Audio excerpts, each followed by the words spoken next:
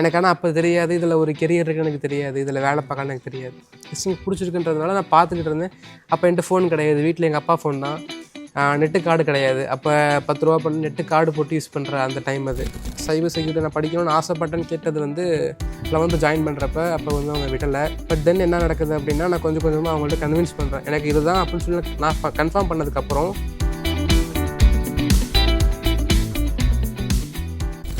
Cyber security ஃப்ரெண்ட்ஸோடு சேர்ந்து நான் வந்து இந்த கான்டெஸ்ட்டில் ஜாயின் பண்ண ஆரம்பிக்கிறேன். இந்த காம்படிஷனில் ப்ளே பண்ணி நிறைய என்னோடய ஸ்கில்ஸை நான் வந்து டெவலப் பண்ணிட்டே இருக்கேன்.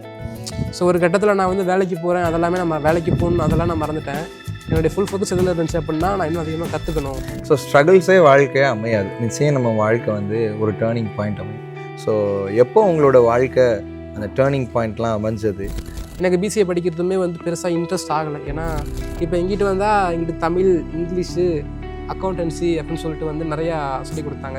அது வந்து என்னுடைய அந்த பாத்துக்கு வந்து டிஸ்ட்ராக்ட் ஆன மாதிரி நான் ஃபீல் பண்ணேன். ஸோ இன்றைக்கி நிறையா வாலிபர்கள் இதை பார்த்துட்ருக்காங்க. ஸோ இந்த சக்ஸஸ்க்கு உங்களுக்கான ஒரு ரோட் மேப் சொல்லுங்கள். ஸ்பெஷலைஸாக இருக்கிற டிகிரி என்ன பண்ணலாம் அப்படின்னா, அவங்க வந்து சூஸ் பண்ணி படிக்கலாம். இதில் இன்னொரு காரியம் என்ன அப்படின்னா, அது படித்தோம்னா நமக்கு வேலை கிடச்சிருமா அப்படிங்கிறது வந்து ஒரு கேள்விக்குரிய. நான் வந்து ட்ராப் அவுட் பண்ணிட்டேன்றதுனால எல்லோரும் ட்ராப் அவுட் பண்ண அவசியம் கிடையாது.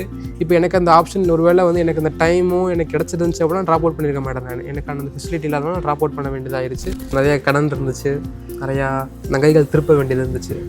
அதெல்லாம் வந்து இன்னும் பல ஆண்டுகள் வந்து திருப்புறதுக்கு ஆகும் அப்படின்ற ஒரு காலகட்டம் இருந்துச்சு. ஆனால் ஆண்டவர் உயர்த்தி வைக்கும்போது அதெல்லாம் துரிதமாக ஆண்டவர் வந்து நடத்தி முடிக்க உதவி செஞ்சாங்க.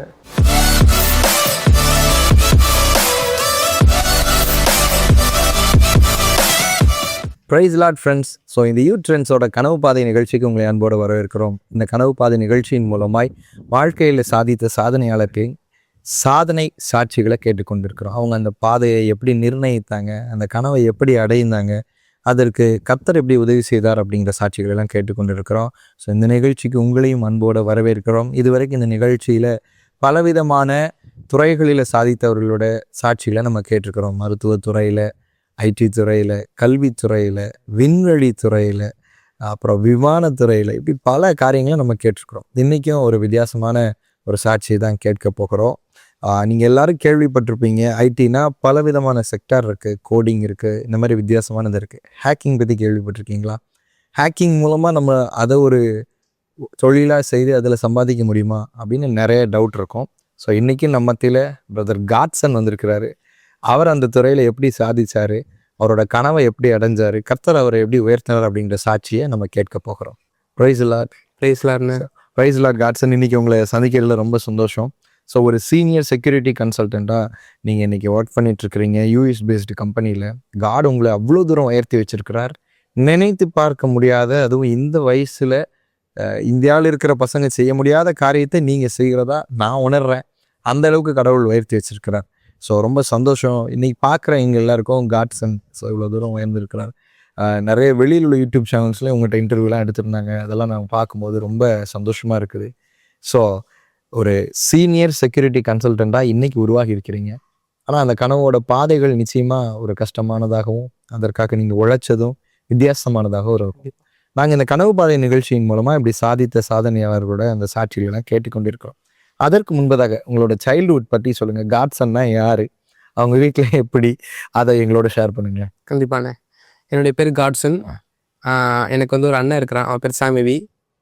என்னுடைய ஊர் வந்து திருச்சியில் தான் நான் வந்து பிறந்தது வளர்ந்தது. எல்லாமே என்னுடைய வந்து நேட்டிவ் பிளேஸ் வந்து திருச்சி தான்.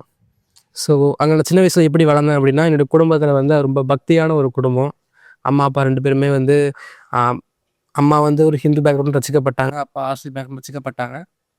அம்மா ஹிந்து பேக் வச்சுக்கப்பட்டதுனால ஆண்டவர் மேலே பற்று ரொம்ப அதிகம். அதனால் அவங்க வளர்த்தது முழுக்க வந்து ரொம்ப ஸ்ட்ரிக்டாக ஸ்பிரிச்சுவலாக வந்து வளர்த்தாங்க.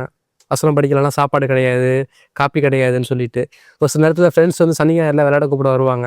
விளையாட கூப்பிட வரதான் கிறிஸ்தவ பையனாக இருந்தால் அவன் மாட்டினான். அவனை பிடிச்சி உட்கார வச்சுருவாங்க. பைபிள் படிச்சியா, படித்து ஒப்பிச்சா தான் இப்போ அவனையும் உட்கார வச்சுருவாங்க. எங்களையும் போக விட மாட்டாங்க. நாங்கள் அந்த வாரம் படித்தது ஃபுல்லாக ஒப்பிச்சா தான் வீட்டுக்கு வந்து விளையாட விடுவாங்க, விட மாட்டாங்க. ஸோ அந்தளவுக்கு வந்து ஸ்ட்ரிக்டாக குளிக்கும் போதாக இருக்கட்டும், மற்றபடி ட்ராவல் பண்ணும் போதாக இருக்கட்டும், எனக்கு ஞாபகம் இருக்கிறது எல்லாமே அவங்க வந்து வசனங்களும் கதைகளும் சொல்லி வளர்த்தது தான் எனக்கு ஞாபகம் இருக்குது. ஸோ காலையில் 5 மணிக்கு எழுப்பிடுறதா இருக்கட்டும். ஒரு சில நேரத்தில் நான் யோசிப்பேன், பேசாமல் நம்ம வேறு குடும்பத்தில் பிறந்திருந்தா நம்ம ஜாலியாக இருந்திருக்கலாம். இப்படி காலைல 5 மணிக்கு எந்திரிக்கணும்னு அவசியம் கிடையாது. நம்ம பாட்டுக்கு ஜாலியாக இருக்கலாம். காலைல எழுந்துச்சின்னு பைபிள் படி, வசனத்தை படி, அன்றைக்கி வாரம் முழுக்க படிச்சதை ஒப்பி அப்படின்னு கஷ்டப்பட வேணாம் அப்படின்னு சொல்லிட்டு யோசிச்சிருக்கிறேன். ஏன்னா அந்தளவுக்கு ரொம்ப ஸ்ட்ரிக்டாக தேவனுக்கு பயப்படுற பயத்தில் இருந்து வளர்த்தாங்க. இதுதான் வந்து என்னோடய சைல்ட்ஹுட்டாக இருந்தது. ஓகே காட்சன். ஸோ இப்படி சைல்ட்ஹுட்டில் இருந்துட்டு உங்களோட லைஃப்பில் கட்டாயம் நீங்கள் படிக்க ஆரம்பிக்கிறப்போ கட்டாயம் எல்லாருமே இதை தான் ஆவேன் அப்படின்னு ஒரு புரிதல் வரும்போது ஃபிக்ஸ் பண்ணுவாங்க. அந்த டைமில் நீங்கள் எப்படி உங்கள் வாழ்க்கையில் ஒரு சேஞ்ச் ஆகி இதை படிக்க போகிறேன் அப்படின்னு உங்கள் வீட்டில் ஒரு ஃபோக்கஸ் வச்சுருப்பாங்க, உங்களுக்கு ஒரு ஃபோக்கஸ் வச்சுருப்பீங்க. ஆனால் எப்போ அது மாறி சரியான பாதைக்குள்ளே போகிறதுக்கு நீங்கள் உங்கள் வாழ்க்கையோட ட்ரீம் எங்கக்குள்ளே ஃபிக்ஸ் பண்ணீங்க அப்படிங்கிறத என்கிட்ட சொல்லுங்கள். கண்டிப்பாண்ணே.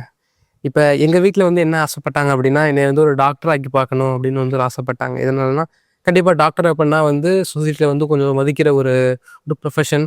ஸோ அதெல்லாம் பார்க்கும்போது நீ என்ன பண்ணணும், நல்லா டாக்டராக நல்லா படித்து நல்லா அதில் நீ ஊழியம் பண்ணணும், வரவங்களுக்கு நீ ஜெபிக்கணும் அப்படின்ற ஒரு கட்டமைப்பில் தான் வளர்த்தாங்க. ஸோ அந்த கனவை தான் வந்து எனக்கு வந்து காண்பிச்சாங்க. ஸோ அந்த கனவுல தான் நான் வந்து ஒரு குறிப்பிட்ட தூரம் வரைக்கும் நான் ஓடிட்டு இருந்தேன். ஒரு 8th படிக்கிற வரைக்கும் 9th படிக்கிற வரைக்குமே வந்து ஓகே நம்ம வளர்க்குறவங்க ஆசைப்பட்றாங்க, நம்ம டாக்டர் ஆகணும்னு நினைக்கிறாங்க அப்படின்றதுனால நான் டாக்டர் ஆகணும் அப்படிங்கிறது தான் என்னுடைய ஒரு ஆசைன்றதை தாண்டி ஒரு எய்ம்னு சொல்லலாமே. ஆசை வேறு இருக்கலாம், எய்ம் வேறு இருக்கலாம். என்னோட எய்ம் அப்படி தான் இருந்துச்சு. ஏன்னா அதுக்கு முன்னாடி வரைக்கும் எனக்கு ஒரு இதுதான் ஆசை, இதுதான் ஆகணுன்ற ஒரு ஒரு ஒரு பாயிண்ட் எனக்கு ஆரம்பிக்காமல் இருந்துச்சு. ஸோ அப்படி தான் வந்து வீட்டில் வளர்த்தாங்க. அப்படி தான் என்னுடைய எய்மாக இருந்துச்சு 8th வரைக்கும். இப்போ நான் 9th படிக்கும்போது தான் என்னுடைய ஒரு உண்மையான ஒரு பேஷன் எனக்கு ஃபைன் பண்ணுறேன். ஸோ அது எப்படி ஃபைன் பண்ணுறேன் அப்படின்னா, ஒரு ஈவினிங் ஸ்டடி முடியுது 9th வந்து ஈவினிங் ஸ்டடி நடந்துக்கிட்டு இருக்கு ஸ்கூல் முடிஞ்சதுக்கப்புறம். அப்போ பக்கத்தில் இருக்க ஃப்ரெண்ட்ஸ் எல்லாமே வந்து என்ன பண்ணுறாங்க அப்படின்னா, அப்போ தான் வந்து இன்டர்நெட் வந்து அதிகமாக வந்து கொஞ்சம் கொஞ்சமாக வளர்கிற டைம். ஸோ இது வந்து ஒரு 2017, 2018 அந்த டைம் இது. ஸோ அப்போ தான் வந்து லைட்டாக இன்டர்நெட் அப்போ தான் வருது கொஞ்சம் கொஞ்சமாக. எங்கள் சைடில் எங்களுடைய சர்க்கிளில் வந்து பசங்க அப்போ தான் கொஞ்சம் கொஞ்சமாக ஒரு சிலவங்க வீட்டில் ஆண்ட்ராய்ட் ஃபோன் வாங்கி கொடுத்துருப்பாங்க. ஸோ அதனால் வந்து கொஞ்சம் கொஞ்சமாக அவங்க யூஸ் பண்ணுறாங்க. அவங்க என்ன பேசிகிட்டு இருக்காங்க அப்படின்னா, இந்த மாதிரி நான் பார்த்தேன்டா, இந்த மாதிரி அந்த அக்கௌண்ட்டை ஹேக் பண்ணலாம்டா, இந்த அக்கௌண்ட்டை ஹேக் பண்ணலாம்டா, இன்ஸ்டாகிராம் ஹேக் பண்ணலாம்டா, ஃபேஸ்புக் ஹேக் பண்ணலாம்டா அப்படின்னு சொல்லிட்டு ஒரு சில வார்த்தைகள்லாம் யூஸ் பண்ணுறாங்க. நான் பக்கத்தில் வந்து கேட்டுக்கிட்டு இருக்கேன், அவங்க பேசுறது கேட்டுக்கிட்டு இருக்கேன். அப்போ வந்து எனக்கு அதுதான் வந்து ஒரு இனிஷியல் ஸ்பார்க்காக இருந்துச்சு. இப்போ பேசுகிறான், இன்ட்ரெஸ்டிங்காக இருக்கே அப்படின்னு சொல்லிட்டு வந்து ஒரு டிஃப்ரெண்ட்டாக எனக்கு ஃபீல் ஆச்சு. ஏன்னா எனக்கு முன்னாடிலேருந்தே டெக்னாலஜி, கம்ப்யூட்டர்ஸு, மொபைல் அப்படின்னு எனக்கு பிடிக்கும். பட் ஆனால் அதை யூஸ் பண்ணுறதுக்கான ஃபெசிலிட்டியோ எனக்கு வந்து கிடைக்கல. ஸோ அதனால் அதுதான் என்னோடய இனிஷியல் ஸ்பார்க்காக இருந்துச்சு. அந்த டைமில் தான் வந்து எனக்கு இது பிடிக்குன்றது எனக்கு தெரிய வந்துச்சு. ஓகே. ஸோ உங்களுக்கு பிடிக்குங்கிற ஒரு காரியம் தெரிய வந்துருச்சு. இப்போது அதுக்கு மத்தியில் என்னதான் இருந்தாலும் ஒரு ட்ரீம்னு நம்மளுக்கு இதுதான் பிடிக்கும்னு ஃபிக்ஸ் பண்ணாலும் அது போகிற பாதை கொஞ்சம் கஷ்டம்தான். கண்டிப்பாக. நீங்கள் அந்த பாதை எப்படி இருந்ததுன்னு எங்களோட ஷேர் பண்ணீங்க. ஈஸியாக உங்களுக்கு ஹேக்கிங் பிடிச்சின்னொன்னே வீட்டில் அக்செப்ட் பண்ணாங்களா? அதுக்காக எப்படிலாம் நீங்கள் ப்ரிப்பேர் ஆனீங்க? அந்த பாதை எங்களோட ஷேர் பண்ணுங்க. கண்டிப்பாண்ணே. ஸோ இப்போ நான் 9th படிச்சுட்டு இருக்கேன். இப்போ வந்து என்னுடைய புதிய ஒரு பேஷன் நான் ஃபைன் பண்ணுறேன். எனக்கு ஆனால் அப்போ தெரியாது, இதில் ஒரு கெரியர் இருக்குன்னு எனக்கு தெரியாது, இதில் வேலை பார்க்க எனக்கு தெரியாது. கிறிஸ்டின் பிடிச்சிருக்குன்றதுனால நான் பார்த்துக்கிட்டு இருந்தேன். அப்போ என்கிட்ட ஃபோன் கிடையாது, வீட்டில் எங்கள் அப்பா ஃபோன் தான். நெட்டு கார்டு கிடையாது. அப்போ 10 ரூபா பண்ணி நெட்டு கார்டு போட்டு யூஸ் பண்ணுற அந்த டைம் அது. ஸோ எனக்கு வந்து எனக்கு பிடிக்கும். பட் அதை தாண்டி வந்து இதில் கெரியர் இருக்குன்னு எனக்கு தெரியாது. பட் ஆனால் இது தெரியுது, எனக்கு வந்து ரொம்ப இன்ட்ரெஸ்ட்டாக இருக்குன்னு எனக்கு தெரியுது. நான் யோசிக்கிறேன், சரி நம்ம படிப்போம் பார்ப்போம்னு சொல்லிட்டு வந்து நான் என்ன பண்ணுறேன் அப்படின்னா, வீட்டில் சொல்கிறது கேட்போன்னு சொல்லிட்டு என்ன பண்ணுறேன் அப்படின்னா, நான் வந்து சரி ஓகே அப்படின்ற ஒரு மைண்ட் செட்டில் முழுக்க முழுக்க என்னோடய எய்ம் வந்து டாக்டர் அப்படின்ற ஒரு ஸ்டேட்டில் இருந்தாலும் என்னுடைய இருதயத்தில் வந்து ஒரு ஓரத்தில் வந்து சைபர் செக்யூரிட்டிக்கு வந்து ஒரு இடம் இருந்துகிட்டே இருந்துச்சு. ஸோ இது எப்போ வந்து அடுத்த ஸ்டெப்புக்கு போச்சு அப்படின்னா, அடுத்த ஸ்டெப் போகிறதுக்கு முன்னாடி ஒரு தடங்கள் ஆச்சு. என்ன அப்படின்னா, முதல்ல சொன்னது போல் எங்கள் அம்மா அப்பா வந்து என்ன டாக்டர் ஆக்கணும்னு முடிவு பண்ணாங்க. அதனால் என்னை வந்து ஒரு பைஜூஸ் அப்படிங்கிற ஒரு எஜுகேஷனோட அந்த பிளாட்ஃபார்மில் என்ன பண்ணுறாங்க அப்படின்னா, ஒரு கோர்ஸ் வந்து ஜாயின் பண்ண வைக்கிறாங்க. நான் போய் சைன் அப் பண்ணதுனால உங்கள் வீட்டுக்கு வந்து ஸ்காலர்ஷிப்னு சொல்லி நிறைய பேசி என்ன பண்ணாங்க அப்படின்னா, பேசி இது பண்ண வச்சுட்டாங்க. ஸோ ஒரு 60,000 ரூபாய்க்கு வந்து இஎம்ஐ கட்டி லோன் போட்டு என்ன பண்ணுறாங்க அப்படின்னா, 9th வந்து 10th சப்ஜெக்ட்டு 11th 12th சேர்த்து வாங்கிடுறாங்க பயாலஜிக்கு. ஏன்னா அவங்களுடைய ஆசை நான் பயாலஜி படித்து டாக்டர் ஆகணும் அப்படின்றதுனால. ஸோ அது வந்து எனக்கு வந்து ஒரு 9th படிக்கும்போது ஓகே படிச்சுக்கலாம், இதில் என்ன இருக்குது அப்படின்ற ஒரு ஸ்டேட்டில் இருந்தேன். ஸோ 10th வரேன் நான். 10th படிக்கும்போது என்னுடைய அப்போ வந்து திருப்பி எங்கள் அப்பா புது ஃபோன் வாங்குறாங்க. அப்போ தான் ஜியோ வருது கொஞ்சம் கொஞ்சமாக. ஸோ அதனால் வந்து நான் கொஞ்சம் அப்போ தான் நெட்டு கொஞ்சமாக யூஸ் பண்ண ஆரம்பிக்கிறேன். அப்போ வந்து எனக்கு கொஞ்சம் கொஞ்சம் தெரியுது சைபர் செக்யூரிட்டி பற்றி. பட் ஃபுல்லாக அது ஒரு கெரியர்னு எனக்கு தெரியல. கெரியர் இருக்குது, நான் போய் வேலை பார்க்கலான்னு எனக்கு தெரியல. ஸோ அந்த டைம் அப்படி போயிட்டு இருக்குது. நான் வந்து அப்புறமேட்டு கொஞ்சம் கொஞ்சமாக படிக்கிறேன். அப்போ வந்து இன்டர்நெட் வந்து இப்போ தான் கொஞ்சமாக வரதுனால பெருசாக கிடையாது. எங்கள் அப்பாவோட ஃபோனில் அப்போ டைம் கிடைக்கவே பார்க்குறது. அவங்களுக்கு நான் பார்க்குறது புரியாதுல்ல, ஏதோ ஃபோன் பண்ணுறாங்க கேம் விளாட்றான் அப்படின்னு திட்டுவாங்க. இது பண்ணுவாங்க, அடிப்பாங்க. ரொம்ப அடி வாங்கினதில்ல, பட் அடி வாங்கியிருப்பேன் எதுக்காவது கண்டிப்பாக. ஃபோன் யூஸ் பண்ணாத வெய்யின்ட்டு.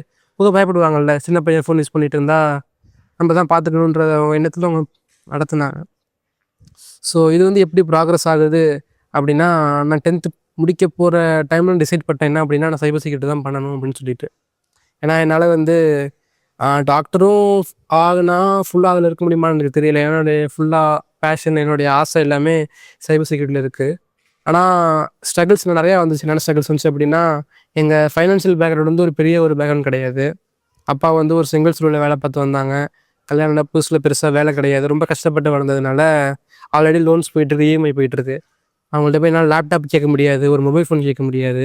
நெட்டுக்கே வந்து கொஞ்சம் கொஞ்சமாக என்ன பண்ண முடியும் அப்படின்னா, அதை டேட்டா கார்டு மாதிரி போட்டு தான் வந்து யூஸ் பண்ண முடியும். ஸோ இதுதான் வந்து ஒரு ஸ்ட்ரகிளாக இருந்துச்சுன்னா எனக்கு. ஒரு ஃபைனான்ஷியல் ஸ்டேட்டஸ் வந்து ரொம்ப கம்மியாக இருந்ததுனால என்னால் போயிட்டு ஒரு லேப்டாப் வாங்கித்தாங்க அப்படின்னு கேட்க முடியாது. அதுக்கு மட்டும் நான் லேப்டாப் யூஸ் பண்ணது கிடையாது. பார்த்துருக்குறேன், ஏங்கியிருக்கேன். பட் ஆனால் நான் வந்து எங்கேயுமே யூஸ் பண்ணதில்லை லேப்டாப்பை. ஸோ இப்போ தானே முதல்ல ஒரு பெரிய ஸ்ட்ரகிளாக இருந்தது. ஓகே, நிறைய ஸ்ட்ரகிள்ஸ் இருந்துச்சு. ஸோ ஸ்ட்ரகிள்ஸே வாழ்க்கையாக அமையாது. நிச்சயம் நம்ம வாழ்க்கை வந்து ஒரு டேர்னிங் பாயிண்ட் அமையும். அதுக்கப்புறம் நமக்கு பிடிச்ச மாதிரி ஒரு சில காரியங்கள்லாம் மாறும். ஸோ எப்போ உங்களோட வாழ்க்கை அந்த டேர்னிங் பாயிண்ட்லாம் அமைஞ்சது, உங்களுக்கான கனவை நீங்கள் அச்சீவ் பண்ணுறதுக்கான பாதைகள் உங்களுக்கு மாற ஆரம்பிச்சிச்சு? லேப்டாப்லாம் இல்லைன்னு சொன்னீங்க, அதுக்கடுத்தான மாற்றங்கள் எப்படி இருந்தது எங்களோட ஷேர் பண்ணுங்கள். கண்டிப்பாண்ணே. ஸோ இப்போ இந்த லேப்டாப்லாம் இல்லை, நெட்டு இல்லை அப்படின்ற ஒரு காலகட்டம் இருக்கும்போது ஒரு தெளிவான ஒரு தெரியல என்ன பண்ண போகிறோம். இப்போ நமக்கு பிடிச்சிருக்கு ஓகே, பட் ஆனால் எங்கே படிக்கிறதுன்னு தெரியாது. ஒரு கிளாஸ் போய் படிக்க முடியுமானா முடியாது. ஆல்ரெடி டாக்டர் அப்படிங்கிற ஒரு கோலோட எய்மோட போயிட்டு இருக்கும்போது இன்னொரு ரோட் தனியாக சைடு பிரிஞ்சு போக முடியுமானா அதுவும் ஒரு கேள்விக்குறி. அங்கிட்டு போகிறதுக்கான ஃபெசிலிட்டியும் இல்லை. அப்படின்றப்ப 11th வந்து எனக்கு வந்து லேப்டாப் தராங்க, கவர்மெண்ட் லேப்டாப். ஸோ நான் 11th வந்து நான் படித்த குரூப் வந்து பயாலஜி தான். அது ஏன் அப்படின்னா, சொன்னது போல் அவங்க டாக்டர் ஆகணுன்றதுனால. நான் அப்போ ட்ரை பண்ண 11th ஜாயின் பண்ணுறப்ப எங்கள் அப்பா கேட்டார், என்ன குரூப்டா வேணும் அப்படின்னு கேட்குறாரு சும்மா. அப்போ நான் வந்து கம்ப்யூட்டர் சயின்ஸ் அப்படின்னு சும்மா கேட்டு பார்த்தேன். அங்கே அதுக்கே திட்டு விழுந்துச்சு. அவங்க ஒரு முடிவில் பையன் நல்ல இது பண்ணால் நல்லா இருப்பான் அப்படின்றதுனால அவங்க இது பண்ணாங்க. பட் ஆனால் நான் கேட்டால் அவங்களால அக்செப்ட் பண்ண முடியல. ஏன்னா ஆல்ரெடி வந்து ஒரு இஎம்ஐ போட்டு 60,000 ஃபீஸ் கட்டி ஒரு டியூஷன் ஃபீஸ் மாதிரி கட்டி கண்டென்ட் எல்லாமே வந்துடுச்சு. இப்படி இருக்கும்போது எனக்கு லேப்டாப் வருது, நான் பயாலஜி குரூப் தான் படிக்கிறேன். பட் ஆனாலும் அந்த டைம் லேப்டாப் கிடைக்குது, நெட்டு வந்து பெருசாக கிடைக்கல. அதனால அந்த இடத்துல ஒரு ஸ்ட்ரகிள் இருந்துச்சு. பட் அப்போ தான் என்ன பண்ணுறாங்கன்னா, ஐடியா என்ன பண்ணுறாங்க அப்படின்னா, ஒரு பிளான் ரிலீஸ் பண்ணுறாங்க. என்ன அப்படின்னா, நைட்டில் வந்து உங்களுக்கு ஃப்ரீ நெட் தரோம் நாங்கள். ஓகே, ஐடியா நெட்ஒர்க்கில் வந்து ஐடியா இப்போ விஐன்னு மாற்றினாங்கன்னு நினைக்கிறேன். ஆமாம் ஆமாம். ஸோ அவங்க வந்து என்ன பண்ணுறாங்க அப்படின்னா, நைட்டு 12 மணிக்கு மேலே உங்களுக்கு இலவச இன்டர்நெட் அப்படின்னு சொல்லிட்டு வந்து ஒரு இது வந்து கொடுக்குறாங்க. ஸோ அது வந்து எனக்கு வந்து ஒரு அடுத்த 2வது ஸ்டெப்பாக கிடச்சிச்சு. லேப்டாப் முதல்ல கிடச்சிச்சு. லேப்டாப் கிடச்ச உடனே என் ஃப்ரெண்ட்ஸ் எல்லாமே என்ன பண்ணாங்க அப்படின்னா, கேம்ஸ் இது விளாண்டாங்க. நானும் இது விளாண்டேன், இல்லைன்னு சொல்லலை. என் ஃப்ரெண்ட்ஸ் அதிகமாக விளாண்டாங்க ஜாலியாக. நானும் விளாண்டேன். பட் எனக்கு ஒரு கட்டத்தில் வந்து அடுத்த ஒரு வாய்ப்பு என்னென்னா, இன்டர்நெட் கிடைக்கிது நைட்டில். அதுக்கு முன்னாடி வரைக்கும் நைட்டு 10 மணி 11 மணிக்கு தான் படுதுறது.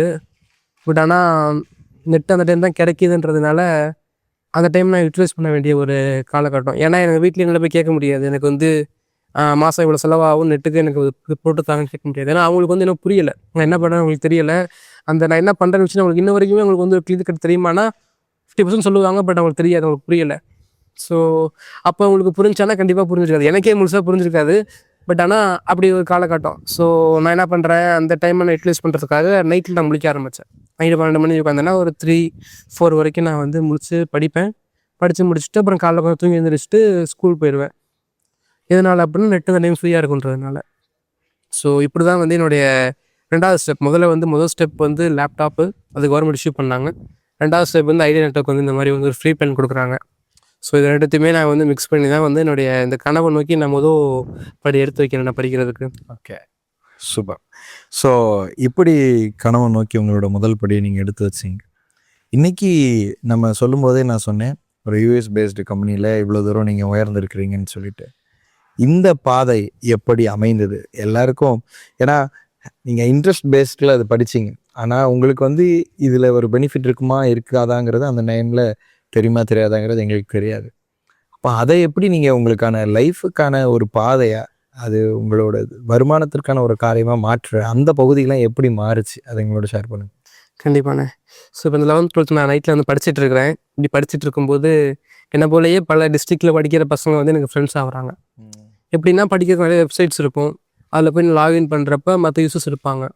அவங்க கூட பழகும்போது அதுக்கப்புறமேட்டு வந்து தமிழ் எழுதுனே குரூப் இருக்குது. ஸோ அதெல்லாம் பார்க்கும்போது என்ன போல் படிக்கிற பசங்க, சைபர் செக்யூரிட்டி படிக்கிற பசங்க வந்து தெரிய வருது. அவங்க கூட அப்புறம் பழக ஆரம்பிக்கல. 11th 12th அவங்க கூட பழகிறதா இருக்கட்டும், அவங்க கூட வந்து இப்போ சைபர் செக்யூரிட்டி இல்லாமல் என்ன சொல்கிறது, சாஃப்ட்வேர் இன்ஜினியரிங்கில் வந்து ஹேக்கத்தான் ஒன்று பண்ணுவாங்க.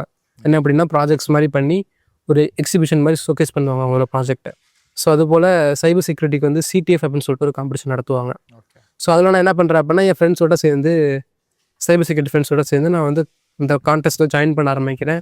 அதிகமாக விளையாடுறத மீன்ஸ் வந்து காம்படிஷன் நான் ப்ளே பண்ணுறேன். இந்த காம்படிஷன் ப்ளே பண்ணி நிறைய என்னோடய ஸ்கில்ஸை நான் வந்து டெவலப் பண்ணிட்டே இருக்கேன். ஸோ ஒரு கட்டத்தில் நான் வந்து வேலைக்கு போகிறேன், அதெல்லாமே நம்ம வேலைக்கு போகணும் அதெல்லாம் நான் மறந்துட்டேன். என்னுடைய ஃபுல் ஃபோக்கஸ் எதில் இருந்துச்சு அப்படின்னா, நான் இன்னும் அதிகமாக கற்றுக்கணும் அப்படின்னு சொல்லிட்டு வந்து நான் வந்து 11th 12th வந்து எக்ஸ்டென்சிவாக நிறைய டைம் ஸ்பெண்ட் பண்ணுவேன். சனி ஞாயிறுலாம் வெளியே போக மாட்டேன், மோஸ்ட்லி வீட்டில் இருப்பேன். ஃப்ரெண்ட்ஸோட கூப்பிடுவாங்க. பட் ஆனால் எனக்கு இது பிடிக்குன்றதுனால அதை தாண்டி எனக்கு இது பிடிக்க ஆரம்பிச்சிருச்சு. ஸோ அதனால் வீட்டில் உட்காந்து இருக்கிற அந்த அம்மா லேப்டாப்பை வச்சு உடச்சி தள்ளிட்டேன் அப்படி யூஸ் பண்ணி. ஸோ அப்படி யூஸ் பண்ணி உடச்சி தள்ளிட்டு இருக்கும்போது இந்த காம்படிஷன்ஸ் அதிகமாக போகிறேன்ல, அது போயிட்டு வந்ததுக்கப்புறம் அந்த ரைட்டர்ஸ் அப்படின்னு சொல்லிட்டு எழுத ஆரம்பிக்கிறேன் நெட்டில் வந்து. ஸோ இப்போ வீடியோ வந்து போடுறாங்களா யூடியூப்பில், அது போல் வந்து இது எப்படி முடிக்கிறது, எப்படி சால்வ் பண்ணுறது இந்த காம்படிஷனில் சொல்லுவாங்க, பிளாக்ஸ் அப்படின்னு சொல்லுவாங்க. பத்திரிக்கை மாதிரி நான் ஆன்லைன் என்ன பண்ண ஆரம்பிக்கிறேன் அப்படின்னா, எழுத ஆரம்பிக்கிறேன். எதனால் எழுத ஆரம்பிக்கிறேன்னா, அவுட் ஆஃப் ஓன் இன்ட்ரெஸ்ட், என்னோட ஓன் இன்ட்ரெஸ்ட் நான் எழுத ஆரம்பிக்கிறேன். எனக்கு பெருசாக இப்போ இங்கிலீஷ் தெரியுமா அப்படின்னா தெரியாது. பெருசாக எனக்கு தெரிஞ்சு புத்தகம் இங்கிலீஷில் என்ன பண்ணுறேன்னா எழுதி போகிறேன். நான் பாட்டுக்கு நெட்டில் எழுதி போட்டுக்கிட்டு இருக்கேன். என்ன மாதிரி எழுதி போடுவீங்க? இப்போ வந்து ஒரு சிடிஎஃப் காம்படிஷன் போகிறேன் அப்படின்னா அதில் வந்து ஒரு செட் ஆஃப் சேனல்ஸ் கொடுப்பாங்க. ஓகே. ஸோ ஃபார் எக்ஸாம்பிள் வந்து ஒரு வெப்சைட் இருக்குது, ஒரு ஆண்ட்ராய்டு ஆப் இருக்குது அப்படின்னா அதை நீங்கள் என்ன பண்ணுங்கன்னா, நீங்கள் ஹேக் பண்ணுங்கள். ஒரு ஒரு ஒரு ஒரு ஒரு அப்ஜெக்டிவோட கொடுத்துருவாங்க. நம்ம போய் என்ன பண்ணணும்னா அதை வந்து நம்ம அனலைஸ் பண்ணி நம்ம வந்து சால்வ் பண்ண ட்ரை பண்ணணும். ஸோ அதுதான் வந்து சேலஞ்சஸாக இருக்கும். ஸோ ஒவ்வொரு சேலஞ்சஸுமே ஒவ்வொரு விஷயத்தை லேர்ன் பண்ணுறதுக்காக நமக்கு வந்து ஆர்கனைஸ் பண்ணியிருப்பாங்க. ஸோ நான் அப்படி லேர்ன் பண்ணும்போது இந்த மாதிரி என்ன பண்ணுறேன் அப்படின்னா, நான் லேர்ன் பண்ணுறது என்ன பண்ணுறேன் அப்படின்னா டாக்குமெண்ட் பண்ண ஆரம்பிக்கிறேன். ஓகே. நான் ஒரு வெப்சைட் வச்சுருந்தேன். ஸோ அந்த வெப்சைட்டில் வந்து இதெல்லாம் லேர்ன் பண்ணேன், இதெல்லாம் படித்தேன் அப்படின்னு சொல்லிட்டு வந்து நான் வந்து வாரமோ மாதத்துக்கு ஒரு தடவையும் ப்ளே பண்ணுறப்ப டாக்குமெண்ட் பண்ண ஆரம்பிக்கிறேன். ஸோ இப்போ டாக்குமெண்ட் பண்ணிகிட்டே இருக்கேன். Out of my own document பண்ணுறேன். அப்புறம் எங்களோட கம்யூனிட்டி வளருது. எங்களோட கம்யூனிட்டி மீன்ஸ் என்னுடைய ஃப்ரெண்ட்ஸ் சர்க்கிளில் வளருது கொஞ்சம் கொஞ்சமாக. ஓகே. அதெல்லாம் பார்க்க ஆரம்பிக்கிறாங்க. அதுக்கப்புறமேட்டு வந்து மற்ற வீக்லி செஷன்ஸ் அப்படின்னு சொல்லிட்டு வந்து என்னை போலவே இன்ட்ரெஸ்டடாக இருக்கிற வாலிப பசங்களுக்கு, காலேஜஸ் இருக்கிறவங்களுக்கு வந்து கிளாஸ் எடுக்கிற மாதிரி ஜஸ்ட் வந்து ஒரு இன்ட்ரடக்ஷன் மாதிரி இப்படிலாம் வந்து இருக்குது. இப்படிலாம் இது ஒரு கெரியர் ஆப்பர்ச்சுனிட்டி தான். சாஃப்ட்வேர் டெவலப்மெண்ட் தான் அந்த காலத்தில் எங்கே போனாலுமே வந்து இன்ஜினியரிங் எப்படின்னா சாஃப்ட்வேர் இன்ஜினியரிங், அதை தாண்டி சைபர் செக்யூரிட்டின்னு தெரியவே தெரியாது. அப்படின்றதுனால ஸ்கூல் படிக்கிற டைம்லேயே என்ன பண்ணுவோம் அப்படின்னா வந்து நாங்கள் ஃப்ரெண்ட்ஸோடு சேர்ந்து இந்த மாதிரி ஈவெண்ட்ஸ் மாதிரி ஆர்கனைஸ் பண்ணி அதில் நாங்கள் டாக்ஸ் கொடுக்குறதா இருக்கட்டும், அதில் வந்து ஒரு கெரியர் கைடன்ஸ் மாதிரி கொடுக்குறதா இருக்கட்டும். நாங்கள் இன்னும் அந்த இடத்துக்கு போகல, பட் ஜஸ்ட் ஆனால் அவேர்னஸ் வந்து நம்ம செட் பண்ணணும் அப்படின்ற ஒரு எண்ணோட்டத்தில் என்ன பண்ணுறோம் அப்படின்னா நாங்கள் அந்த மாதிரி பண்ண ஆரம்பிக்கிறோம். ஸோ இது வந்து என்னோட அடித்தளமாக அமையுது. இப்படி நான் பிளாக்ஸ் எழுதி போடுறது, இப்படி நான் செஷன்ஸ் எடுக்கிறது, மற்றவங்களுக்கு வந்து இன்ட்ரெஸ்ட் பண்ணுற சைபர் செக்யூரிட்டியை பற்றி பண்ணுறது தான் என்ன பண்ணுது அப்படின்னா என்னோட பேஸ்மெண்ட்டாக மாறுது. ஸோ 11th 12th நான் படிச்சுட்டு இருக்கிறேன் பயாலஜியில். 12th முடிக்கிறதுக்கு முன்னாடியே எனக்கு வந்து என்ன கிடைக்கிது அப்படின்னா இன்டர்ன்ஷிப் பற்றி தெரிய வருது. ஸோ இன்டர்ன்ஷிப் பற்றி தெரிய வரும்போது நான் ஒரு கம்பெனியில் நான் என்ன பண்ணுறேன்னா 12th லீவில் அப்ளை பண்ணுறேன், இன்டர்ன்ஷிப் அப்ளை பண்ணுறேன். ட்ரை பண்ணி பார்ப்போம். இது வந்து ஒரு பெங்களூர் பேஸ்ட் கம்பெனி. ஸோ அங்கே நான் வந்து அப்ளை பண்ணுறேன்.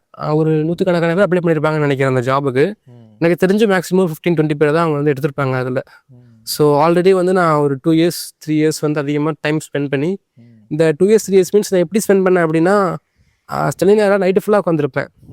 அப்படியே ஒரு 12 hours 13 hours 24 hours கூட உட்காந்து ஞாபகம் எனக்கு இருக்குது. அந்தளவுக்கு நான் உட்காந்து ஃபுல்லாக சாப்பிடும்போது எழுந்திருவேன், அப்புறமேட்டு குளிக்கும்போது எழுந்திருவேன், மற்றபடி எழுந்திருவேன். பட் ஆனால் திருப்பி என்னோடய ஃபுல் ஃபோக்கஸ் அதை போயிடும். அப்படி வந்து ரொம்ப டெடிக்கேட்டடாக பண்ணிட்டு இருந்ததுனால என்னால் என்ன பண்ண முடிஞ்சுன்னா தேவனோட கிருபையில் அந்த ஒரு 5 round இன்டர்வியூ வச்சாங்க அந்த இன்டர்ன்ஷிப்புக்கு. ஸோ அதனால் கிளியர் பண்ண முடிஞ்சிச்சு. ஸோ இதை தான் வந்து நான் ஐடியில் வந்து முறை கால் பதிக்க வந்து உதவி செஞ்சேன். அதுவும் 12th லீவ்லேயே. 12th லீவில் காலேஜ் ஃபஸ்ட் இயர் ஜாயின் பண்ணுற கேப்பில். ஆச்சரியமாக இருக்குது காட்சன். நான் பார்க்குறப்போ எப்படா படின்னு வீட்டிலேருந்து எல்லாம் ஃபோர்ஸ் பண்ணிகிட்டே இருப்பாங்க. இந்த பசங்க 10th முடிக்க எப்படா முடிப்போம், 12th எப்படா முடிப்போம். இப்போ காலேஜ் போகிறோன்னா இன்பிட்வீன் அந்த கேப் இருக்குது. காலேஜ் எப்போ ஆரம்பிக்காங்க அது வரைக்கும் நல்லா விளாடலாம், ஊர் சுற்றலாம், இப்படி தான் பசங்க பிளான் பண்ணுவாங்க. ஆனால் நீங்கள் பாருங்கள், விளையாடவோ ட்ராவலுக்கோ சுற்றவோ பிளான் பண்ணாமல் ஒரு இன்டர்ன்ஷிப்பு, அப்போ கூட ஒரு ஜாபுக்கு போனோன்னு. வா சூப்பர். அதில் இப்போ நீங்கள் இன்ட்ரோ ஆகிட்டீங்க. ஆமாண்ணே. ஸோ இப்போ வந்து இந்த இன்டர்ன்ஷிப் நான் போகிறேன்றப்ப வந்து அது வீட்டில் ஓகே இத்தனை நாள் படிச்சுக்கிட்டு இருந்தான், ஏதோ கிடச்சிருக்க போல் போகிறான் அப்படின்னு சொல்லிட்டு வந்து அனுப்பிட்டாங்க. ஆன்லைனில் தான் ஆஃப்கோர்ஸ் ஆன்லைனில் தான் போச்சு. ஒரு ஸ்டைஃபன் கொடுத்தாங்க, 25K கொடுத்தாங்க அந்த டைமில். ஸோ அப்போ போயிட்டு இருக்கப்போ ஓகே அவங்க வந்து ஒரு அண்டர்ஸ்டாண்ட் பண்ணிட்டாங்க. ஓகே இத்தனை நாள் என்ன ரொம்ப எதுவும் சும்மா தான் இல்லை, இது படிச்சுட்டு இருக்கான் போல் அப்படின்னு சொல்லிட்டு வந்து அவங்க வந்து விட்டுட்டாங்க. பட் இது விடுறதுக்கு முன்னாடி நிறைய ஸ்ட்ரகிள்ஸ் இருந்துச்சு வீட்டில். என்ன அப்படின்னா, நான் முதல்ல அவங்கள்ட்ட வந்து சைபர் செக்யூரிட்டி நான் படிக்கணும்னு ஆசைப்பட்டேன்னு கேட்டது வந்து 11th ஜாயின் பண்ணுறப்ப. அப்போ வந்து அவங்க விடலை. ஏன்னா ஆஃப்கோர்ஸ் அவங்க லோன் வாங்கியிருக்காங்க, அதை படிக்க வைக்கணும், அதை படிக்கணுன்றதுனால அவங்க அலோவ் பண்ணலை. பட் தென் என்ன நடக்குது அப்படின்னா, நான் கொஞ்சம் கொஞ்சமாக அவங்கள்ட்ட கன்வின்ஸ் பண்ணுறேன் எனக்கு இதுதான் அப்படின்னு சொல்லி நான் கன்ஃபார்ம் பண்ணதுக்கப்புறம் உடனே வந்து நான் அவ்வளோதான், நான் ஸ்கூல் போக மாட்டேன், இல்லை நான் டாக்டர் படிக்க மாட்டேன் அப்படின்னு நான் தூக்கி எறிஞ்சு பேசலை. ஏன்னா பேசியிருந்தா கண்டிப்பாக விட்டுருக்க மாட்டாங்க. நான் என்ன பண்ண ஆரம்பிச்சேன்னா, கொஞ்சம் கொஞ்சமாக பொறுமையாக நான் டாக்டர் படிக்கிறேன் கரெக்டாக தான் ஓகே, பட் ஆனால் எனக்கு இது பிடிச்சிருக்கு ரொம்ப, சைடில் நான் அதை பண்ணிக்குவேன் அப்படின்னு சொல்லி நான் பண்ணேன். அவங்க ஓகே சைடில் தானே பண்ணிக்கிறேன்னு சொல்லிட்டு முதல்ல விட்டாங்க. அப்புறமே நான் பார்ட் டைமாக பண்ணுவேன்னு சொன்னேன். சரி அப்படின்னு சொல்லி விட்டாங்க. அப்புறம் கொஞ்சம் கொஞ்சமாக போகும்பொழுது நான் போட்ட எஃபர்ட்டுக்கான ரிசல்ட் நான் அவங்க பார்க்கும்போது ஓகே அது என்ன பண்ணுறாங்க அப்படின்னா வந்து சரி ஓகே என்கிட்ட அக்செப்ட் பண்ண ஆரம்பிச்சிட்டாங்க. ஸோ அப்படி தான் வந்து அவங்கள நான் கன்வின்ஸ் பண்ணி நான் போயிட்டுருக்கேன். இப்போ நான் ஐடிக்குள்ளே கால் வச்சுட்டேன். நான் காலேஜ் டிகிரி பிசிஏ ஜாயின் பண்ணேன். நான் படித்தது வந்து பயாலஜியாக இருந்தாலும் நான் பிசிஏ ஜாயின் பண்ணேன். அதுக்கான காரணமும் பிசிஏ கம்ப்யூட்டர் அப்ளிகேஷன். ஸோ கொஞ்சம் எனக்கு கொஞ்சம் ரிலேட்டடாக இருக்கும் அப்படின்ற ஒரு நம்பிக்கையில் நான் ஜாயின் பண்ணுறேன். இன்டர்ன்ஷிப் போயிட்டுருக்கு. ஸோ இதுக்கப்புறம் இன்னும் ஒரு சில தடைகள் வந்துருந்துச்சு. என்ன அப்படின்னா, இதுக்கப்புறம் நம்ம ப்ராக்ரஸ் பண்ணணுமே. இப்போ நம்ம இதில் இருக்கோம் ஓகே, இன்னும் பிசிஏ முடிக்க 3 years ஆகும். 3 years நம்ம இந்த இன்டர்ன்ஷிப் நம்மளால கண்டினியூ பண்ண முடியாது கண்டிப்பாக. ஸோ நார்மலாக இன்டர்ன்ஷிப் வந்து 3 months தான் வச்சுருப்பாங்க. பட் நான் நல்லா பர்ஃபார்ம் பண்ணதுனால 7 months எக்ஸ்டெண்ட் பண்ணாங்க. அப்புறம் நான் பாதி ரிலீவ் வந்துட்டேன். அது ரெண்டாவது. பட் ஆனால் என்னால் 3 years வந்து கண்டினியூ பண்ண முடியாது அப்படின்னு யோசிக்கிறப்ப நான் என்ன பண்ணேன் அப்படின்னா, எனக்கு பிசிஏ படிக்கிறதுமே வந்து பெருசாக இன்ட்ரெஸ்ட் ஆகலை. ஏன்னா நான் ஆல்ரெடி ஒரு கனவை நான் ஃபிக்ஸ் பண்ணிட்டேன். டாக்டராக ஓடிக்கிட்டு இருந்தேன், டாக்டர் ஆகணும்னு. இப்போ அதில் வந்து கொஞ்சம் கொஞ்சமாக அவங்கள கன்வின்ஸ் பண்ணி இந்த பக்கெட் சைபர் செக்யூரிட்டி வந்துட்டேன். இப்போ இங்கிட்டு வந்தால் இங்கிட்டு தமிழ், இங்கிலீஷு, அக்கௌண்டன்சி அப்படின்னு சொல்லிட்டு வந்து நிறையா சொல்லி கொடுத்தாங்க. அது வந்து என்னுடைய அந்த பாத்துக்கு வந்து டிஸ்ட்ராக்ட் ஆன மாதிரி நான் ஃபீல் பண்ணேன். ஓகே. ஸோ அது வந்து ஒரு தடங்களாக இருந்துச்சா. அப்போ நான் என்ன யோசித்தேன் அப்படின்னா, மேபி நம்ம வந்து வேற ஒரு கோர்ஸ் படிக்கலாமா அப்படின்னு சொல்லி யோசித்தேன். வேற ஒரு கோர்ஸ் மீன்ஸ் வேறு டிகிரி படிக்கலாமா, இதை ட்ராப் பண்ணிட்டுன்னு யோசித்தேன். அப்போ வந்து சைபர் செக்யூரிட்டி நம்ம என்ன எக்ஸல் பண்ணணுமே, இப்படி என்ன பண்ணுறது அப்படின்னு சொல்லிட்டு நான் யோசிச்சுட்டு இருக்கும்போது தான் நான் முதல்ல வந்து ஜோகோ ஸ்கூல்ஸ் அப்படின்னு சொல்லிட்டு ஒன்று இருக்குது. ஓகே. அதுக்கு நம்ம அப்ளை பண்ணுவோம் அப்படின்னு சொல்லிட்டு நான் வந்து ட்ரை பண்ணேன். இதனால் ஜோகோ ஸ்கூல் செலக்ட் பண்ணேன் அப்படின்னா, அதில் என்ன அப்படின்னா அங்கே வந்து டீச்சர்ஸ் இருக்க மாட்டாங்க. பட் ஆனால் ஜோகோ கம்பெனியில் ஒர்க் பண்ணுற ரியலான சாஃப்ட்வேர் இன்ஜினியர்ஸ் தான் டீச்சர்ஸாக வருவாங்க. சரி, அவங்க வந்து என்ன பண்ணுவாங்க அப்படின்னா டீச் பண்ணுவாங்க வரவங்களுக்கு. ஸோ அது வந்து ஒரு கேம்ப் மாதிரி ஒரு 2 years 3 years அவங்க சொல்லிக் கொடுப்பாங்க. முடிச்சதுக்கு அப்புறமேட்டு அவங்க என்ன பண்ணுவாங்க அப்படின்னா அவங்க வந்து ரெக்ரூட் பண்ணிக்குவாங்க. ஸோ அங்கே தான் முதல்ல வந்து என்ன பண்ணணும் அப்படின்னா, இன்டர்ன்ஷிப்ல வந்து நம்ம வேற ஒரு இடத்துக்கு போகணும், ஒரு கம்பெனியில் நம்ம பிளேஸ் ஆகணும் அப்படின்ற ஒரு எண்ணத்தில் என்ன பண்ணுறேன் அப்படின்னா அதுக்கு நான் வந்து அட்டம் பண்ணுறேன். ஸோ அதுக்கு அட்டம் பண்ணுறப்ப ஒரு பெரிய ஹோப் இருந்துச்சு. என்ன அப்படின்னா, நம்ம நிறைய எஃபர்ட் போட்டோம், ஒரு 2 வருஷத்துக்கு மேலே எஃபர்ட் போட்டுட்டோம். ஸோ அப்படின்றப்ப நிறைய செஷன்ஸ் எடுத்துருக்குறோம் நம்ம. அப்படின்றப்ப ரொம்ப ஈஸியாக கிராக் பண்ணிடலாம் இன்டர்வியூவை அப்படின்ற ஒரு கான்ஃபிடென்ஸாக நான் இருந்தேன். இன்டர்வியூ ஷெடியூல் பண்ணுறாங்க, இன்டர்வியூ வைக்கிறாங்க. பட் ஆனால் வந்தவருக்கு வந்து சைபர் செக்யூரிட்டி பற்றி புரியலை. அது வந்து ஒரு சாஃப்ட்வேர் இன்ஜினியராக இருக்கிறதுனால நான் சொல்ல வரது அவரால் ஏற்றுக்க முடியல, நான் சொல்ல வரது அவளுக்கு வந்து சிங்க் ஆகலை. அதனால் அவர் என்ன பண்ணிட்டாருன்னா, தம்பி இது வந்து எனக்கு என்னமோ சரியாக படலைன்ற மாதிரி இன்டர்வியூ முடியும் போது வந்து என்கிட்ட ரிஜெக்டட் அப்படின்னு சொல்லிட்டாரு. அது வந்து என்னை ரொம்ப பாதிச்சிருச்சு. என்னடா அது, நம்ம இவ்வளோ எஃபர்ட் போட்டோம், இவர் இத்தனை வருஷமாக ஒர்க் பண்ணுறாரு இந்த கம்பெனியில், இவ்வளோ பெரிய பொசிஷன் இருக்கிறாரு. பட் ஆனால் இவருக்கு அது தெரியலன்னு சொல்கிறாரு.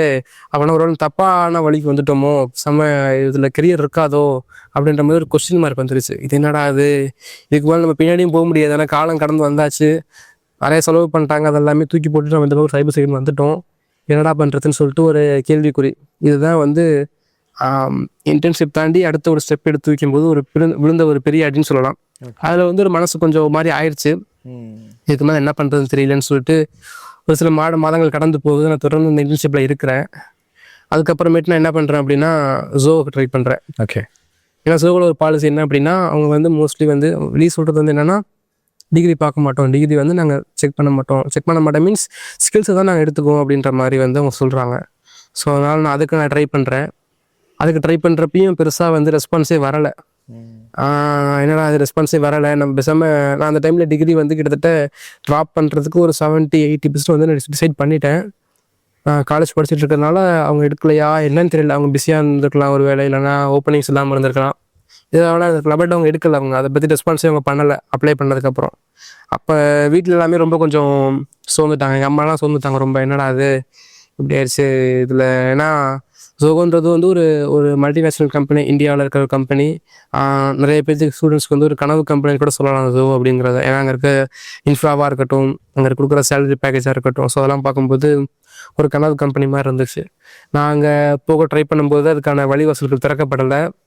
அது எனக்குமே கொஞ்சம் சோகமாக இருந்தாலும் எங்கள் குடும்பத்தில் எங்கள் அம்மா அப்பாவை வந்து, ஏன்னா நான் ரொம்ப நம்பினதை அவங்க பார்த்தாங்க, அதை ஈஸியாக கரெக்ட் பண்ணிடலாம் அப்படின்னு நான் நம்பினதை அவங்க பார்த்தாங்க. பட் ஆனால் அது நடக்காதுன்றப்ப நான் சோர்ந்துடக்கூடாதுன்னு அவங்க அப்படி பண்ணாங்களான்னு தெரியல. பட் அவங்க ரொம்ப சோர்ந்துட்டாங்க. இது எப்படி அவன் அடுத்து என்ன பண்ண போகிறான் அப்படின்ற ஒரு கேள்விக்குறியோட போயிட்டு இருந்துச்சு. இது வந்து ஒரு விழுந்த ஒரு 2வது அடி. இப்போ இதுக்கப்புறம் என்ன பண்ணுறதுன்னு தெரியல. இதுக்கப்புறம் இன்னும் டிகிரி வந்து ட்ராப் பண்ணிட்டேன். இப்போ நான் ஓகே, ஏன் ட்ராப் பண்ணேன் அப்படின்னா, நான் என்ன பிளான் பண்ணேன் அப்படின்னா, நான் நெட்டில் அதிகமாக எழுதி போட்டு நான் சைபர் செக்யூரிட்டிக்குள்ளே போயிடலாம். நான் இன்னும் 3 வருஷம் இருந்தேன்னா, ஏன்னா ஃபாஸ்ட் பேஸாக போயிட்டுருக்கு. இப்போ தான் ஏஐலாம் அப்போ தான் ஆரம்பிக்குது கொஞ்சமாக. ஓகே. ஸோ நம்ம இப்போயே நம்ம போனால் நம்ம ஒரு இடத்துக்கு போயிடலாம் ஈஸியாக அப்படின்ற ஒரு எண்ணத்தில் நான் என்ன பண்ணுறேன், ட்ராப் பண்ணுறேன். ட்ராப் பண்ணுறத சஜஸ்ட் பண்ண மாட்டேன், பட் நான் வந்து ட்ராப் பண்ணிட்டேன். அப்போ வந்து ஒரு ஒரு கேள்விக்குறி தான் என்ன பண்ணுறது அப்படின்னு சொல்லிட்டு, அதுக்கப்புறமேட்டு எனக்கு ஒரு ஆஃபர் வருது. என்னன்னா ஒரு மெயில் வருது எனக்கு யூஎஸ் பேஸ் கம்பெனிலேருந்து. ஃபவுண்டர் மெயில் பண்ணுறாங்க, இந்த மாதிரி உங்களுடைய பத்திரிகை நான் ரைட் பண்ணேன். அதை பார்க்கும்போது அவங்க சொல்கிறாங்க, நாங்கள் பொதுவாக யூஎஸ் பேஸ் எம்ப்ளாயிஸோட தான் நாங்கள் ஹையர் பண்ணுவோம், பட் ஆனால் நாங்கள் இன்டர்நேஷ்னல் எம்ப்ளாயிஸ்க்கு நாங்கள் கன்சல்ட் பண்ணுவோம். உங்களோட பிளாக் நான் படித்து பார்த்தேன், நல்லா இருந்துச்சு, நீங்கள் இன்ட்ரெஸ்ட்னா நீங்கள் கூட ஜாயின் பண்ணிக்கோங்க அப்படின்னு சொல்லிட்டு அவங்க சொல்கிறாங்க. இது என்னடா, அதை நம்ம வேற எதுக்கும் ட்ரை பண்ணிக்கிட்டு இருந்தோம், இது வந்து நம்ம ஆல்ரெடி இருக்கிற ஆஃபரோட பல மடங்கு பெரிய ஆஃபராக இருக்கே அப்படின்னு சொல்லிட்டு நான் உடனே அக்செப்ட் பண்ணிவிட்டு நான் வந்து அவங்கள்ட்ட மெயில் பண்ணி, இந்த மாதிரி நான் இன்ட்ரெஸ்டாக தான் இருக்கேன், எப்போன்னு சொல்லுங்கள் ஜாயின் பண்ணிக்கலாம் அப்படின்ற ஒரு ஸ்டேஜில் பேசிக்கிட்டு இருக்கேன். அப்புறம் சொன்னதுக்கப்புறம் ஒரு மாதம் அவங்கள்ட்ட ரெஸ்பான்ஸ் இல்லை. சரி, இது என்னடா புதுசாக இருக்கே அப்படின்னு சொல்லிட்டு நான் வந்து யோசிச்சுக்கிட்டே இருக்கேன் ரொம்ப நேரமாக. பல காலங்கள் சில வாரங்களாக வெயிட் பண்ணுறேன். தப்பு பண்ணிட்டோமோ ஒரு வேளை, நான் அவனை தடுக்கிறாரோ, இது எதனால நடக்குது, அவங்க தான் ரிசீவ் பண்ணாங்க, அதுக்கு ரெஸ்பாண்ட் பண்ணதுக்கே ரெஸ்பாண்ட் பண்ணாமல் இருக்கிறாங்க அப்படின்னு சொல்லிட்டு நான் வந்து ரொம்ப வந்து அதை குறித்து யோசிச்சுக்கிட்டே என்ன பண்ணிட்டு இருக்கேன்னா இருக்கிறேன். வீட்லேயுமே வந்து அவங்களுக்கு தெரியல இதில், ஏன்னா அவங்களுக்கு இதுக்கான வழி அவங்களுக்கு புரியலை, நான் என்ன எங்கே போகிறேன்னு அவங்களுக்கு தெரியல, அதனால் அவங்களால வழி காமிக்க முடியாது. இப்போ நான் மட்டும்தான் வழி பார்த்து போகணும் எப்படியாவதுன்ற ஒரு நிலைமையில் இருக்குது. ஸோ இப்படி தானே போயிட்டு இருந்தது. ஓகே. ஸோ இவ்வளோ ஸ்ட்ரகிள் அதை பார்க்கும்போதே எவ்வளோ டஃப்பான சுச்சுவேஷன்ஸ் இல்லை. வாழ்க்கையில் சில முடிவுகள் வந்து ஓனாக எடுக்க முடியாது. ஒரு காலேஜ் ட்ராப் அவுட் பண்ணுறேங்கிறதோ, இல்லை ஒரு இன்டர்ன்ஷிப் ஒரு கம்பெனி போகிறேங்கிறதோ, இல்லை அதுக்கடுத்து நான் வேறு ஒரு இது படிக்கக்கூடாதுங்கிறதோ, ஒரு 12th முடித்த ஒரு college first year second year படிக்கிற பையனால் ஈஸியாக டிசைட் பண்ண முடியாது, குடும்பத்தோட உள்ள சூழ்நிலைகள். ஸோ இதெல்லாம் தாண்டி ஒரு கம்பெனி உங்களை செலக்ட் பண்ணி இப்போ 1 month கேப். ஸோ இப்படிப்பட்ட சூழ்நிலையில் அந்த ஆசீர்வாதம் ஆண்டவர்கிட்டருந்து எப்படி வந்தது, நீங்கள் இப்போ வந்த நிலைமைக்கான அந்த ஒரு ஒரு ஹாப்பி மூமெண்ட் அது எப்போ நடந்தது, அதை பற்றி சொல்லுங்கள். கண்டிப்பாண்ணே. இப்போ வந்து இந்த 1 month வந்து கேப்பில் இருக்குது, அவங்க ரெஸ்பாண்ட் பண்ணலை எதுவுமே. நான் யோசிச்சுட்டு இருக்கேன் எதனால ரெஸ்பாண்ட் பண்ணலை அப்படின்னு சொல்லிட்டு. நான் வந்து ஒரு கவலையில், ஏன்னா கண்டிப்பாக பெரிய ஆஃபர், பல மடங்கு பெரிய ஆஃபர்ன்றப்ப ரிலே பண்ண முடியாது. அக்செப்ட் பண்ணிட்டேன். இப்போ என்ன பண்ணுறதுன்னு யோசிச்சுக்கிட்டு இருக்கேன். 1 மாதம் ஆகுது. சரி ஓகே, நம்ம பழையபடி நம்ம என்ன பண்ணுவோம், சிடிஎஃப்ஸ் நம்ம அப்ளை பண்ணுவோம்னு சொல்லிட்டு நான் தொடர்ந்து ப்ளே பண்ணிகிட்டு இருக்கேன். இந்த காம்படிஷன்ஸ் நான் போகிறதா இருக்கட்டும் அதெல்லாம் பண்ணிக்கிட்டு இருக்கேன். அப்போ ஒரு 1 month அப்புறம் நான் என்ன பண்ணுறேன் அப்படின்னா, என்னோட LinkedIn பேஜில் நான் ஒரு போஸ்ட் போடுறேன். என்ன பண்ணேன், இந்த மாதிரி ஒரு காம்படிஷன் போயிருந்தேன், அதில் நான் வின் பண்ணேன் அப்படின்னு சொல்லிட்டு வந்து ஜஸ்ட் வந்து நான் போடுறேன். அப்போ அந்த சிஓ திருப்பி அதை பார்க்குறாரு, பார்த்துட்டு அவர் வந்து ரெஸ்பாண்ட் பண்ணுறாரு. என்ன அப்படின்னா, நான் யோசிச்சுக்கிட்டு இருந்தேன், ஓகே ஆண்டவர் வந்து தடுக்கிறாரு போல, அது ஆண்டவர் மறந்துட்டாரு போல.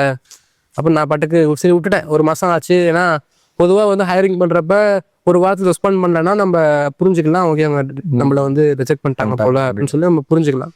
1 month மேலே ஆகுது. இதுனா அப்ளை பண்ணல, அவங்களா கூப்பிட்டாங்க, நான் சரின்னு சொன்னேன். அதுக்கப்புறம் அவங்க ரெஸ்பாண்ட் பண்ணலை. சரி ஓகே, மேபி அவங்க வேறு பிஸி ஆகிட்டாங்க போல, அல்லது வேறு ஆஃபர் அவங்களுக்கு எடுத்துச்சு போல், வேறு எம்ப்ளாய் எடுத்துட்டாங்க போல் அப்படின்னு சொல்லி நான் வந்து நினச்சிட்டு இருந்தேன். அவர் மெசேஜ் பண்ணுறாரு என்ன அப்படின்னா, தமிழ் இன்னும் ஒன்று மறக்கலப்பா, நாங்கள் வச்சுருக்கிறோம் இன்னும் நாங்கள் இனிமேல் கொஞ்சம் நாள் திருப்பி உங்களை நாங்கள் ஹையர் பண்ணலான்னு இருக்கிறோம், இன்னும் ஏற்ற காலத்துக்கு நாங்கள் வெயிட் பண்ணிட்டு இருக்கோம் நல்ல ஒரு ப்ராஜெக்ட்டுக்காக அப்படின்னு சொல்கிறாங்க. அப்போ நான் உடனே சொன்னேன், நீங்கள் நினைக்கும் போது சந்தோஷமாக தான் இருக்குது, ஓகே நீங்கள் எப்போன்னு சொல்லுங்கள், நம்ம ஜாயின் பண்ணிடலாம் அப்படின்னு சொல்லிட்டு இருக்கேன்.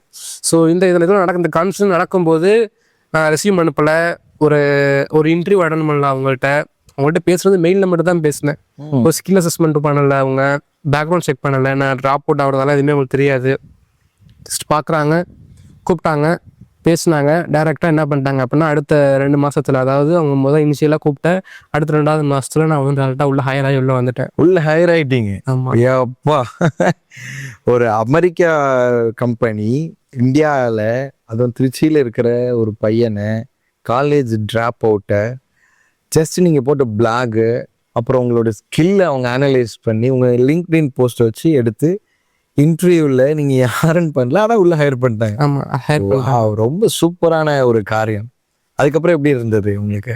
அதுக்கப்புறமேட்டு வந்து இன்னொரு விஷயம் என்ன அப்படின்னா, பொதுவாக இன்ன வரைக்குமே சைபர் செக்யூரிட்டியில் வரணும் அப்படின்னா நார்மலாக எதிர்பார்க்குறது வந்து ஒரு சர்டிஃபிகேஷன். ஓகே, அது முடிச்சிருக்காங்களா, ஓகே இந்த இந்த இந்த சர்டிஃபிகேட்லாம் இருக்குது, இதெல்லாம் முடிச்சிருக்கிறீங்களா அப்படின்னு சொல்லிட்டு பல என்ட்ரி பாயிண்ட்ஸ் இருக்குது, அதெல்லாம் செக் பண்ணுவாங்க. நான் அங்கே போகிறப்ப வந்து அந்த கம்பெனியில் ஜாயின் பண்ணுறப்ப எனக்குன்னு கிரெடென்ஷியல்னு பார்த்தா எதுவுமே கிடையாது. சர்டிஃபிகேட் கிடையாது, ஒரு டிகிரி கிடையாது, எதுவுமே கிடையாது. எனக்கு ஸ்கில் இருந்துச்சு, அதை நான் பிளாகில் போட்டிருந்தேன். அதை அவங்க பார்த்தாங்க, டேரெக்டாக ஹையர் பண்ணாங்க. ஸோ அப்படி தான் போயிட்டு இருந்துச்சு. அதுக்கப்புறம் தேவன் வந்து வழிவசல்களை திறந்தாங்க. அவங்க மூலியமா ஒரு சர்டிஃபிகேட் நான் எழுதி பாஸ் பண்ண உதவி செஞ்சாங்க. சர்டிஃபிகேட் மீன்ஸ் வந்து பெரிய பெரிய சர்டிஃபிகேட்ஸ், அதுக்கான ஃபீஸே 1.5 லட்சம் அந்த மாதிரி இருக்கும், எக்ஸாம் ஃபீஸஸ்ஸே. ஸோ அந்த மாதிரி சர்டிஃபிகேட்ஸை வந்து பாஸ் பண்ண வந்து தேவன் உதவி செஞ்சாங்க அவங்க மூலியமா. இப்போ அதே கம்பெனியில் ஒரு சீனியர் பொசிஷனில் நான் ஒரு 3 இயர்ஸ் ஒர்க் பண்ணிட்டு இருக்கேன். Wow, super. எவ்வளோ அழகான ஒரு சாட்சி. ஒரு வாலிப வயதில், உங்களோட வயசு இப்போ என்ன இருக்கும்? 21 முடிய போகுது. 21 வயசு முடிகிற காலகட்டத்தில் ஆண்டவர் அதுவும் அமெரிக்காவிலேருந்து உங்களுக்கு டாலர்ஸில் பே பண்ணுற அளவுக்கு உயர்த்தியிருக்காருன்னா அது ஒரு சாதாரணமான ஒரு விஷயம் அல்ல. அது நிச்சயமாக ஆண்டவர் செய்த ஒரு மகத்தான காரியம். ஸோ இன்றைக்கி நிறைய வாலிபர்கள் இதை பார்த்துட்ருக்காங்க. ஸோ இந்த சக்ஸஸ்க்கு உங்களுக்கான ஒரு ரோட் மேப் சொல்லுங்கள். இப்போது எல்லாருமே காட்சன் ஆகிட முடியாது, எல்லாருமே இன்ட்ரெஸ்ட் பேசிக்ஸில் அவ்வளோ வந்துட முடியாது. ஆனால் ஒரு வேளை அண்ணே நானும் ட்ரை பண்ணுறேன், இந்த ஃபீல்டில் நான் போகணுன்னா என்ன படிக்கலாம், எனக்கு எப்படி இருந்தால் அடுத்த கட்டத்துக்கு நான் மூவ் பண்ண முடியும், எனக்கு இது மாதிரி டவுட் இருக்குது, எங்கள் அப்பா அம்மாட்ட என்னால் கிளாரிஃபை பண்ண முடியல, ஸோ என்ன பண்ணலாம் அப்படின்னு ஒரு கன்ஃபியூஷன் ஸ்டேட்டில் இருப்பாங்க. லைக் 12th முடித்தவங்களா இருக்கட்டும், 10th முடிச்சு 11th போகிறவங்களா இருக்கட்டும், அவங்களுக்கு ஒரு சின்ன ஒரு ரோட் மேப்பாக, ஒரு கெரியர் கைடன்ஸாக நீங்கள் என்ன சொல்லலாம்? ஸோ இப்போ சைபர் செக்யூரிட்டிக்குள்ளே உள்ளே வரணும் அப்படின்னு நினைக்கிறாங்க அப்படின்னா, நான் ஃபர்ஸ்ட் ஆஃப் ஆல் என்ன கேட்பேன் அப்படின்னா, எதனால் நீங்கள் வரணும்னு நினைக்கிறீங்கன்றதான் என்னோட முதல் கொஸ்டினாக இருக்கும். ஏன் அப்படின்னா, மற்ற வேலையை பார்க்கலாம் இது வந்து கொஞ்சம் கான்ஸ்டண்ட்டாக நம்ம லேர்ன் பண்ணி நம்மளே அப்டேட் பண்ணிக்கிட்டால் தான் நம்மளால் உள்ள சர்வே பண்ண முடியும். மற்ற ஒரு டாக்டரோ அல்லது வந்து மற்ற ஒரு ஒர்க்கோ அப்படின்னா நம்ம ஒரு 3 இயர்ஸ் 4 இயர்ஸ் படித்தோம் அப்படின்னா நம்ம பெருசாக வந்து நம்மளை அப்டேட் பண்ணிக்க வேண்டிய அவசியம் கிடையாது. நம்ம வந்து காலம் முழுக்கவோ ஒரு 5 இயர்ஸ் 10 இயர்ஸாக நம்ம என்ன பண்ணலாம் அப்படின்னா, நம்ம அதிலேயே வந்து அந்த லேர்னிங்ஸில் நம்ம என்ன பண்ணிடலாம்னா நம்ம காலத்தை கடத்திடலாம். பட் ஆனால் சைபர் செக்யூரிட்டின்னு வரப்போ அந்த மாதிரி நம்ம வந்து பண்ண முடியாது. ஏன்னா இது வந்து கடந்த ஒரு 10-15 வருஷமாக தான் வந்து அதிகமாக வளர்ந்துட்டு இருக்க ஃபீல்டு. அது மாத்திரம் இல்லாமல் இப்போ வருகிற வர சில கடந்த வருஷங்களில் வந்து ஏஐயோட வளர்ச்சி வந்து ரொம்ப அதிகமாக இருக்குது. ஏஐனால் நிறைய பேர் வேலை இழந்திருக்காங்கன்றது வந்து யாராலையும் மறுக்க முடியாத உண்மை. கூகுளாக இருக்கட்டும், மைக்ரோசாஃப்டாக இருக்கட்டும், ஐபிஎம்மாக இருக்கட்டும், பல பெரிய பெரிய சாஃப்ட்வேர் கம்பெனிஸாக இருக்கட்டும், நிறைய பேரை வந்து ஃபயர் பண்ணியிருக்கிறாங்க, நிறைய பேரை வந்து வேலையிலேருந்து அனுப்பி விட்டுருக்குறாங்க.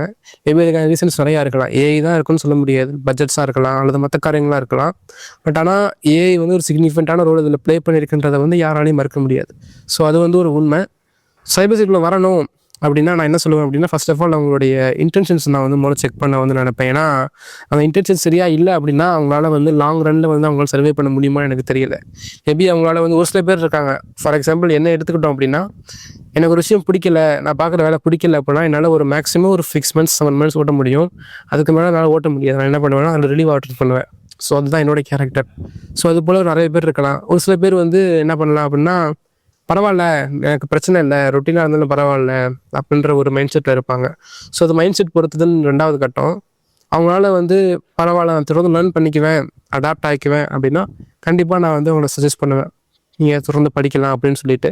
இல்லை எனக்கு வந்து அந்த மாதிரிலாம் படிக்க முடியாது அப்படின்னா, எனக்கு அது வந்து அளவுக்கு இன்ட்ரெஸ்ட் இருக்குமான்னு தெரியாது அப்படின்னா நான் என்ன பண்ணுவேன் அப்படின்னா, ஒரு 1 month நீங்கள் ட்ரை பண்ணி பாருங்கள் அப்படின்னு சொல்லுவேன். ஏன்னா எனக்கு ஒரு சில ஃப்ரெண்ட்ஸ் இருக்காங்க, என்ன அப்படின்னா அவங்க சைபர் செக்யூரிட்டி படிக்கிறதுக்கு முன்னாடி அவங்களுக்கான இன்ட்ரெஸ்ட் வந்து பெருசாக இருக்காது. பட் ஆனால் சைபர் செக்யூரிட்டி படித்து ஆரம்பித்ததுக்கப்புறம் அதுக்கான இன்ட்ரெஸ்ட் வந்து அதிகமாக இருக்கும்.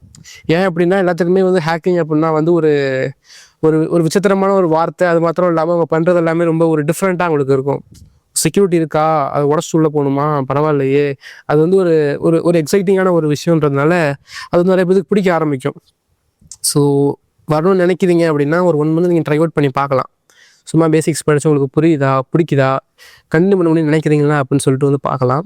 ஸோ இதுக்கு இப்போ படிக்கணுன்னா அவங்களுக்கு என்னென்ன வே இருக்கும், லைக் வெப்சைட்ஸ் இந்த மாதிரி என்னென்ன இருக்கும்னு?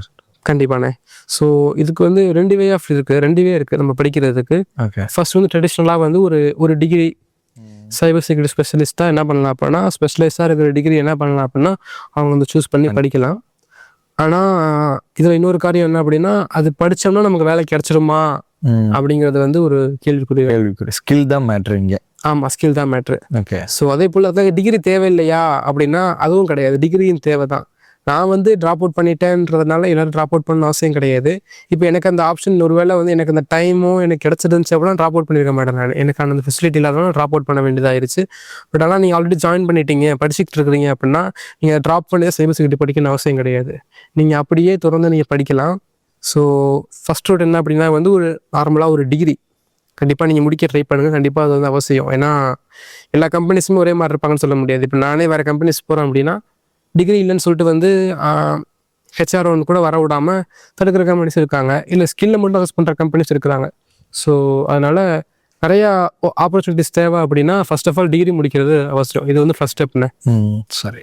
அடுத்த ஸ்டெப் என்ன அப்படின்னா வந்து ஸ்கில்ஸ் அவங்க இம்ப்ரூவ் பண்ணணும். ஸோ இந்த ஸ்கில்ஸ் எப்படி அவங்க இம்ப்ரூவ் பண்ணலாம் அப்படின்னா வந்து அவங்க ஆல்ரெடி வந்து ஒரு சைபர் செக்யூரிட்டி ஸ்பெஷலிஸ்ட்டாக ஒரு ஸ்பெஷலைஸ்ட் கோர்ஸ் படிக்கிறாங்க அப்படின்னா உங்களுக்கு ஆட்டோமேட்டிக்காக அவங்களுக்கு வந்து அவங்களுடைய கரிக்குலம்லேயே தெரியும் இதெல்லாம் படிக்கணும் அப்படின்னு சொல்லிட்டு. ஒருவேளை நான் சைபர் செக்யூரிட்டி படிக்கலை, நான் வந்து ஒரு நார்மலான ஒரு கம்ப்யூட்டர் இன்ஜினியரிங்கோ கம்ப்யூட்டர் சயின்ஸோ அல்லது பிகாமோ அந்த மாதிரி படிச்சிருக்கிறேன் அப்படின்னா அவங்களுக்கு அதை பற்றின வேறு அவேர்னஸ் தெரிகிறது வந்து ரொம்ப கம்மி தான். ஸோ அவங்க என்ன பண்ணலாம் அப்படின்னா நிறையா ஃப்ரீ ரிசோர்ஸஸ் இருக்குது. ஃபார் எக்ஸாம்பிள் நம்ம கிரிக்கெட் பார்க்கணும்னு நம்ம நினைக்கிறோம், என்ன பண்ணுவோம், ஃபர்ஸ்ட் ஆஃப் ஆல் எடுத்த ஒன்று குரோமில் போய் போடுவோம், கிரிக்கெட் மேட்ச் போட்டு லைவ்னு போடுவோம், ஸ்கோர் பார்ப்போம், யூடியூப்பில் போய் போடுவோம், நமக்கு என்ன தேவையோ நம்ம தேடி பார்ப்போம். ஆனால் நிறைய இடத்துல நம்ம என்ன பண்ண மாட்டோம் அப்படின்னா நம்ம படிக்கிறத வந்து இந்த மாதிரி நம்ம போட்டு பார்க்க மாட்டோம். ஸோ அப்படி போட்டு பார்த்தோம் அப்படின்னா நமக்கு கிடைக்கும். நான் படித்த மெட்டீரியல்ஸ் எல்லாமே வந்து நான் ஃப்ரீயாக நெட்டில் படித்தேன். பட் அதே மெட்டீரியல்ஸ் நான் போயிட்டு ஒரு கோர்ஸ் வாங்கியோ அல்லது ஒரு இன்ஸ்டியூட்டில் படிக்கணும் அப்படின்னா பல லேக்ஸ் செலவாயிருக்கும். பட் நான் அதை வந்து பண்ணலை. நான் வந்து முழுக்க இன்டர்நெட்டில் பார்த்து படித்ததுனால நான் ஒரு கூட செலவு இல்லாமல் படித்து முடிச்சிட்டேன். ஓகே. ஸோ என்னால் அந்த ஸ்கில்ஸை வந்து என்னால் டெவலப் பண்ண முடிஞ்சு. ஸோ அது போல் அவங்க என்ன பண்ணலாம் அப்படின்னா சிம்பிள் தான், ரொம்ப இல்லை. இப்போ நம்மகிட்ட ஏஐ வந்துருச்சு, சாட் ஜிபிடி நான் என்ன பண்ணலாம் அப்படின்னா இந்த மாதிரி நான் இதை படிச்சுக்கிட்டு இருக்கேன், சைபர் செக்யூரிட்டியில் நான் போக ட்ரை பண்ணுறேன் அப்படின்னா அதுவே நமக்கு ரோட் மேப் கொடுக்கும். இந்த வெப்சைட்டில் படிங்க, இந்த வெப்சைட்டில் படிங்க, இந்த கண்டென்ட்லாம் படிங்க அப்படின்னு சொல்லி கொடுக்கும். நீங்கள் யூடியூப் சர்ச் பண்ணுறீங்க அப்படின்னா ஆல்ரெடி ஸ்பெஷலிஸ்ட்டாக இருக்கிற ஆட்கள் என்ன பண்ணியிருப்பாங்க அப்படின்னா நான் இப்படி தான் வந்தேன், இதை நீங்கள் ஃபாலோ பண்ணலாம் அப்படின்னு சொல்லி கொடுப்பாங்க. ஸோ உள்ளே வர்றதுக்கு ஒரு வே தான் சொல்ல முடியாது, பல வழிகள் இருக்குது. அதில் ஃபஸ்ட்டு வே தான் வந்து டிகிரி முடிச்சுட்டு அப்படி போகிறது. ரெண்டாவது இது வந்து எல்லாருமே சைபர் செக்யூரிட்டி டிகிரி படிச்சிருப்பாங்களான்னு தெரியாது. ஸோ கம்ப்யூட்டர் சயின்ஸோ மற்ற டிகிரி படிக்கிறாங்க அப்படின்னா அவங்க என்ன பண்ணலாம் அப்படின்னா அதை முடிச்சுட்டு அப்படியே வந்து ஒரு சாட் ஜிபிடி மூலியமாவோ ஜெமினாய் மூலியமாவோ அவங்க வந்து என்ன பண்ணுறான்னு கேட்குறாங்க அப்படின்னா அதுக்கான ஒரு ரோட் மேப் அதை வந்து எடுத்து கொடுக்கும். ஸோ என்னுடைய சார்பாக நான் சொல்கிற விஷயம் என்னென்னா ட்ரைஹாக்மி அப்படின்னு சொல்லி வெப்சைட் இருக்குது, TRYHACKME.com அப்படிங்கிற ஒரு வெப்சைட் இருக்குது. அதை வந்து நீங்கள் என்ன பண்ணலாம் அப்படின்னா நிறையா ஃப்ரீயான ஒரு லேப் மெட்டீரியல்ஸ் மாதிரி நிறையா இருக்கும். ஸோ அது ஃப்ரீ தான், கம்ப்ளீட்லி ஃப்ரீ கிடையாது, பட் ஆனால் ஒரு 80% வந்து ஃப்ரீயாக தான் இருக்கும். ஸோ அந்த சோர்சஸ் நீங்கள் படிக்கும்போது உங்களால் என்ன பண்ண முடியும் அப்படின்னா சைபர் செக்யூரிட்டி பேசிக்ஸ் கற்றுக்க முடியும். அது இல்லாமல் ஹேக் த பாக்ஸ் வெப்சைட் இருக்குது, HACKTHEBOX ஹேக் த பாக்ஸ் அப்படின்னு சொல்லிட்டு வெப்சைட் இருக்குது. அது மூலியமாகவே நீங்கள் என்ன பண்ணலாம் அப்படின்னா சைபர் செக்யூரிட்டி பற்றி அதிகமாக நீங்கள் படிக்கலாம். நீங்கள் அதில் கேம்ஸ் மாதிரி நிறையா இருக்கும். ஸோ அதை நீங்கள் ப்ளே பண்ணுறது மூலிமா இன்னும் அதிகமாக கண்டென்ட்ஸ் நீங்கள் படிக்கலாம். ஸோ அது ஒரு என்ட்ரி பாயிண்ட்டாக அமையும். ஸோ நான் அவங்களுக்கு முழுக்க ரெக்கமெண்ட் பண்ணுறது வந்து ஃபர்ஸ்ட் ஆஃப் ஆல் அவங்க கையில் இருக்கிற அந்த ஜெமினாய் சாட் ஜிபிடி போல் சாட் பாட்ஸை யூஸ் பண்ணி அவங்களுக்கு ஸ்பெசிஃபிக்காக அவங்களுடைய எஜுகேஷன் படி, ஃபார் எக்ஸாம்பிள் சைபர் செக்யூரிட்டினா அவங்களுக்கு வேறு ஒரு பாத் இருக்கும், ட்ராப் அவுட் அப்போ அவங்களுக்கு வேறு ஒரு பாத் இருக்கும், இல்லை அவங்க வேறு ஒரு கோர்ஸ் பண்ணிகிட்டு இருக்காங்க அப்படின்னா அதுக்கு வேறு ஒரு பாத் இருக்கும். ஸோ அதை வந்து அவங்க கையில் இருக்கிற டிவைஸ் மூலியமாகவே அவங்க ஃபைன் பண்ணிக்கலாம். ஓகே காட்சன், நிறைய ஸ்ட்ரகிள்ஸ்லாம் நீங்கள் ஃபேஸ் பண்ணியிருக்கிறீங்க. பொதுவாக வாழ்க்கையில் போராட்டங்கள் இருக்கிறப்போ அவமானங்களும் இருக்கும். அதெல்லாம் உண்மையிலே ரொம்ப கஷ்டத்தை நம்மளுக்கு கொடுக்குற மாதிரி இருக்கும். உங்கள் வாழ்க்கையில் நிறைய போராட்டங்களை சொன்னீங்க, எப்படிப்பட்ட அவமானங்கள்லாம் நீங்கள் சகிச்சுக்கிட்டீங்க, அதெல்லாம் ஓவர் கம் பண்ணீங்க, சொல்லுங்கள். கண்டிப்பாண்ணே. ஸோ அவமானங்கள் அப்படின்னு சொல்கிறப்ப ஒரு சில விஷயங்கள் ஸ்கூலில் நடந்திருக்கு. எப்படின்னா இப்போ சொன்னது போல் ஒரு ஆவரேஜான ஸ்டூடெண்ட் தான், அதனால் வந்து ரொம்ப பிரச்சனை பண்ணிக்கிட்டு கேஸில் மாட்டிகிட்டு இருக்க மாட்டேன். அதே போல் ரொம்ப படிக்கிற டாப்பர் அப்படின்னு சொல்ல முடியாது. ஸோ அதனால ஒரு ஆவரேஜாக போயிட்டு இருக்கிறதுனால அவமானங்கள் சொல்கிறப்ப பிரச்சனைகளில் நான் பண்ணாத பிரச்சனைக்கு நான் மாட்டிட்டு போய் அந்த இடத்துல போயிட்டு அப்படிப்பட்ட பல காரியங்கள் இருந்திருக்கு. எனக்கு அடி வாங்கின ஞாபகங்கள் நிறையா இருக்குது. ஆனால் அது 95% வந்து அதில் நான் இன்வால்வே ஆகிருக்க மாட்டேன். அதுக்கு எண்ணெயை போட்டு போட்டு அடிச்சிட்டு இருப்பாங்க. ஸோ அப்படிப்பட்ட காரியங்கள் நடந்துருக்கு. அதில் பர்டிகுலராக ஒரு விஷயம் வந்து என்னை ரொம்ப பாதிச்சது என்ன அப்படின்னா, நான் பண்ணாத ஒரு தப்புக்கு அல்லது நான் அதை தப்பு பண்ணணுன்ற இன்டென்ஷனில் பண்ணாத ஒரு காரியத்தை வந்து பெருசுப்படுத்தி பிரின்சிபல் ரூம் கூட்டு போயிட்டாங்க. அவர் என்ன இதெல்லாம் கேட்காம அவர் பாட்டுக்கு கண்ணா பின்னான்னு இருந்துச்சு அடிக்க ஆரம்பிச்சாரு. அப்போ ஒரு கட்டத்தில் அவர் எப்படி சொல்ல ஆரம்பிச்சாருன்னா, எல்லாம் உருப்பிடுவியாடா, நீலாம் ரோட்டில் தாண்டா திரிவ பைத்தியக்கார மாதிரி அப்படின்ற மாதிரி ரொம்ப கொச்சையான வார்த்தைகளை வந்து பிரின்சிபல் அப்படிலாம் பேசுவாரான்னு எனக்கு அப்போ தான் புரிஞ்சிச்சு. அப்படிப்பட்ட கொச்சையான வார்த்தைகளை பயன்படுத்தி அவர் வந்து திட்டினார். அது வந்து அந்த கட்டத்தில் வந்து என்னை ரொம்ப வந்து பாதிச்சிச்சு. இப்படி பேசுகிறாங்களே அப்படின்னு சொல்லிட்டு. ஸோ இப்படிப்பட்ட அவமானங்களை வந்து ஸ்கூலில் செஞ்சு இப்போ உயர்ந்திருக்கும் போது உங்களுக்கு ஒரு சந்தோஷம் இருக்கும்ல? கண்டிப்பாக அந்த உயர்த்தி வச்சுருக்கிறாங்க. பரவாயில்ல. ஓகே, ஸோ இது மாத்திரம் இல்லை, நம்முடைய வாழ்க்கையில் எல்லா இளைஞர்களுக்கு, பசங்களுக்கு, பிள்ளைங்களுக்குமே சரி, நம்ம வளர்ந்த பிறகு நம்ம அம்மா அப்பாவுக்கு ஏதாவது ஒன்று செய்யணும், இல்லை வீட்டுக்குன்னு ஏதாவது ஒன்று செய்யணும் அப்படின்னு சொல்லிட்டு ஒரு ஆசை இருக்கும். அது ஒரு லெவலுக்கு நம்ம அந்த பிறகு செய்யும்போது ஒரு திருப்தி இருக்கும். சார், என் குடும்பத்திற்காக நான் நிற்கிறேன், கடவுள் எனக்கு உதவி செஞ்சுருக்கிறார் அப்படிங்கிற மாதிரி ஒரு மனநிலை வரும். உங்கள் வாழ்க்கையில் அப்படிப்பட்ட சம்பவம் எப்போ வந்துச்சு? கண்டிப்பாண்ணே. ஸோ இந்த வேலை ஷிஃப்ட் ஆகும் பொழுது வந்து நிறைய கடன் இருந்துச்சு, நிறையா நகைகள் திருப்ப வேண்டியது இருந்துச்சு. அதெல்லாம் வந்து இன்னும் பல ஆண்டுகள் வந்து திருப்புறதுக்கு ஆகும் அப்படின்ற ஒரு காலகட்டம் இருந்துச்சு. ஆனால் ஆண்டவர் உயர்த்தி வைக்கும்போது அதெல்லாம் துரிதமாக ஆண்டவர் வந்து நடத்தி முடிக்க உதவி செஞ்சாங்க. வாழ்கிற ஊரில் ஒரு நல்ல ஒரு வீட்டை கட்டணும் அப்படிங்கிற ஒரு ஆசை எல்லாத்துக்குமே இருக்கிறது தான். ஸோ அந்த ஆசையை வந்து நிறைவேற்றுற விதமாக இப்போ ஆண்டவர் வந்து ஒரு நல்ல வீட்டை கட்டி கொடுத்துட்ருக்காங்க. ஸோ இப்படிப்பட்ட சமுதாயத்தில் ஆண்டவர் உயர்த்தி வச்சுருக்கிறாங்க. பார்க்குறவங்க வந்து இவன் டிகிரியே முடிக்கலையே, இவன் எப்படி அப்படிங்கிற ஒரு ஒரு ஆச்சரியப்படுற லெவலில் வந்து தேவன் வந்து உயர்த்தி வச்சுருக்கிறாங்கண்ணே. ஸோ அது வந்து அம்மா அப்பாவுக்கு ரொம்ப சந்தோஷம், குடும்பத்துக்கு ரொம்ப சந்தோஷம். ஓ, ப்ரைஸ் காட். ரொம்ப சந்தோஷம் காட். சரி, ஸோ இப்போ ஃபைனலாக 1000 தான் நம்ம மாம்சத்தில் நிறையா பழகினாலும் ட்ரை பண்ணாலும் லக்கு அப்படிங்கிறது ஒரு பக்கம் இருக்குது, அப்படி இப்படின்னு உலகம் பேசினாலும் எல்லாவற்றிலும் காட்டிலும் நம்மளோட ஒரு விடாமுயற்சி, ஒரு பயிற்சி, அதுதான் நம்மளுக்கு வெற்றியை தரும். இதோட சேர்த்து தேவனுடைய கிருபை நம்மளுக்கு வேணும். கண்டிப்பாக. இப்போ ஆண்டவர் இடத்துல இதை எப்படி ப்ளீஸ் பண்ணி வாங்குறதுன்னு எல்லாருக்கும் ஒரு டவுட் இருக்கும். ஸோ காட்சன் வந்து இவ்வளோ ட்ரை பண்ணீங்க, இவ்வளோ தூரம் சொன்னீங்க, உங்கள் ஸ்பிரிச்சுவல் லைஃப் எப்படி இருந்தது, நீங்கள் ஏசப்பாக்காக என்ன செஞ்சீங்க, அவர் எப்படி உங்களை இந்த தூரத்துக்கு உயர்த்துறதுக்கு அவரோட பங்களிப்பு என்ன இருந்ததுன்னு எங்களுக்கு சொல்லுங்கள். கண்டிப்பாண்ணே. ஸோ வசனம் சொல்கிறது போல் குதிரை இத்தனை நாளுக்கு ஆயத்தமாக்கப்படும், ஆனால் ஜெயம் கத்திரத்துல இருந்து தான் வரும். ஸோ நம்ம ஒரு பக்கெட் ஆயத்தமானாலும் ஜெயத்தை கொடுக்குறவர் கத்தர் தான். ஸோ என்னுடைய வாழ்க்கையில் இப்படிப்பட்ட காரியங்கள் நான் பார்த்ததுக்கான பல காரணங்கள் இருக்குது. ஃபர்ஸ்ட் ஆஃப் ஆல் வந்து என்னை வளர்த்த விதங்கள் அப்படி. ஸோ சின்ன வயசில் வந்து அம்மா அப்பா வந்து ரொம்ப ஸ்ட்ரிக்டாக வளர்த்தாங்க. சாப்பாடு கொடுக்காம, காப்பி கொடுக்காம, பைபிள் படித்தாதான், வசனம் படித்தாதான், ஒப்பிச்சாதான் அப்படிங்கிற ஒரு செட்டில் வந்து ஒரு பிடியில் வளர்த்ததுனால தான் வந்து நான் ஒரு கட்டத்தில் வந்து பின்வாங்கி போனாலும் அந்த முன்னாடி படித்த வசனங்கள் வந்து திருப்பி இழுத்து கொண்டது. ஸோ அதை நான் கண்டிப்பாக சொல்ல முடியும் இந்த இடத்துல. எப்படின்னா அவங்க ஒரு கட்டத்தில் அவங்க பண்ணுற அந்த சிட்டை பார்க்கும்போது நம்ம வேறு வீட்டில் பிறந்திருக்கலாம் போல், பேசாமல் இவ்வளோ சிட்டு நம்ம பண்ணியிருக்க, நம்மளை பிடிக்க தேவையில்லை, நம்ம ஜாலியாக இருந்திருக்கலாம்னு நினைக்கிற அளவுக்கு அவங்க பண்ணாங்க. எனக்கு அப்போ அது பிடிக்கல தான். பட் ஆனால் இப்போ திடீர்னு பார்க்கும்போது வந்து அது எனக்கு ரொம்ப யூஸ்ஃபுல்லாக இருந்திருக்கிறத நான் பார்க்க முடியுது. ஸோ ஆண்டவர் வந்து அப்படி வந்து நல்ல ஒரு அம்மா அப்பாவை கொடுத்தாங்க. அவங்க நடத்தின வழி நடத்துதல், அவங்களுடைய ஸ்பிரிச்சுவல், அவங்க கொடுத்த சப்போர்ட்டு, அவங்களுடைய கண்ணீர், அதெல்லாம் வந்து நான் கண்டிப்பாக வந்து மறக்க முடியாது. எங்கள் அம்மா வந்து நான் வேலைக்கு ஜாயின் பண்ணுறப்ப, இன்டர்ன்ஷிப் பண்ணுறப்ப வந்து நான் வந்து அப்போ தான் ரசிக்கப்பட்ட புதுசு சொல்லலாம், அல்லது வந்து அப்போ தான் லைட்டாக உள்ளே வந்துட்டு இருக்கேன் பின்மாற்றத்தில் போனதுக்கப்புறம். அப்போ எங்கள் அம்மா கேட்பாங்க வந்தோடனே, பைபிள் படிச்சியாடா அப்படின்னு கேட்பாங்க. நான் வந்து படித்தேன், எல்லாம் படிக்கலன்னு சொல்லுவேன். சின்ன வயசில் அடித்தாங்க, எல்லாம் பண்ணாங்க. ஆனால் அப்போ வந்து நான் படிக்கலன்னு சொன்னேன்னா என்னை பார்ப்பாங்க, அப்படிங்கிற தண்ணி கூட அப்படியே அவங்களுக்கு கண்ணில் இங்கே அப்படியே உள்ளே போயிடுவாங்க. ஸோ அவங்க வடித்த கண்ணீருக்கான பதிலாகவும் நான் அதை பார்க்குறேன் கண்டிப்பாக. ஸோ ஒரு பக்கத்து ஆண்டவரை ஆயத்தப்படுத்தினாங்க.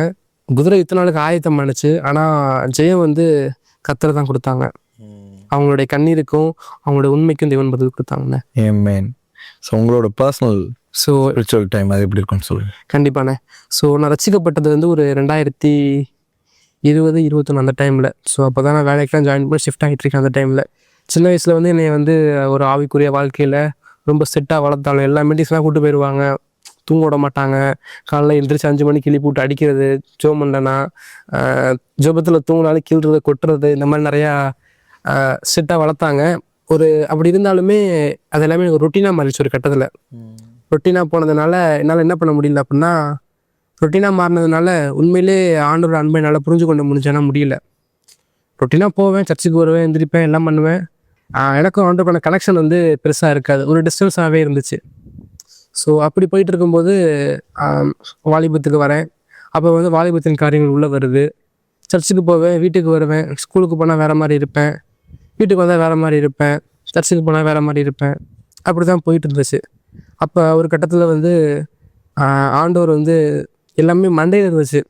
ஆண்டவர்னா இப்போ என்னை இப்போ அந்த டைமில் வந்து இன்னொருத்தருக்கு சுவிசேஷம் அறிவிப்பா அப்படின்னு சொன்னால் கூப்பிட்டு உட்கார வச்சு அவங்களுக்கு காஸ்பிள் ஏசப்பா இதுக்காக வந்தார், இந்த பேரப்பா இதுக்காக தான் வந்தார், இதுக்காக தான் சிலுவையில் வந்தாங்க ஏசப்பாவை அப்படின்னு சொல்ல அழகாக சொல்லியிருப்பேன்.